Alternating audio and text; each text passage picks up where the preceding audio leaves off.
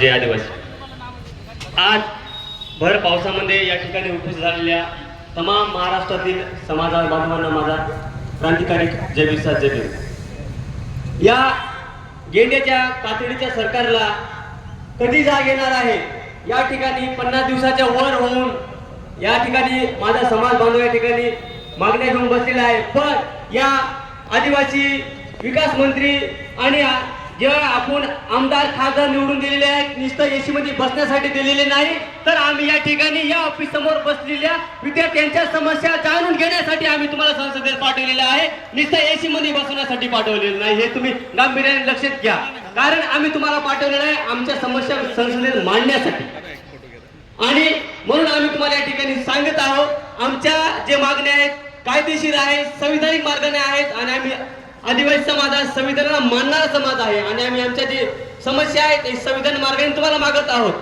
आम्ही तुम्ही पण आम्हाला संविधान मार्गानेच न्याय द्या, नाहीतर आम्हाला पुन्हा बिरसा मुंडाचा उल्लंघन करायची वेळ तुम्ही आणू नका. हे सरकारला भारतीय आदिवासी बांधव संघटनेचे चॅलेंज आहे.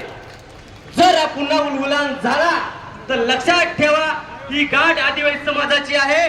पुन्हा एकदा बिरसा मुंडा आणि राघोजी भांगरे या ठिकाणी एक नाही तर एका घरामध्ये या ठिकाणी राघोजी भांगरे तयार व्हायला वेळ लागणार नाही. आम्ही धनुष्यबाण आणि काही आमच्या खुटीला अडकू नये हे लक्षात ठेवा. सरकार या ठिकाणी मी सांगतो आमचा धनुष्यबाण आणि आम्ही मोडलेला नाही. जर आमच्या समस्या तुम्हाला जाणून घ्यायच्या नसतील तर तुम्ही तुमचे राजीनामे द्या, आम्ही आमचं बघू काय करायचं ते. पण या ठिकाणी 51 दिवस म्हणून माझा समाज बांधव या ठिकाणी पाण्यामध्ये बसलेला आहे. पण या गेंड्याच्या कातडीच्या सरकारला आणि या आदिवासी आपल्या आमदार खासदाराला जाग येत नाही, ही शोकिंगता आहे. आणि समाज बांधवांना विनंती आहे यापुढे आपण या अशाच मोठ्या संख्येने या आक्रोश मोर्चाला उपस्थित केली. या सरकारला आपण जागा करून दिलेला आहे आणि आपण पुन्हा सांगतो आपण एकजुटीनं एकीचं प्रतीक या ठिकाणी आपण दिलेलं आहे.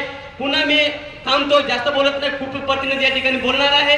तरी मला ठिकाणी बोलण्याचा संधी दिल्याबद्दल मी आयोजकांचा आभार मानतो. जय हिंद, जय महाराष्ट्र, जय जवाहर.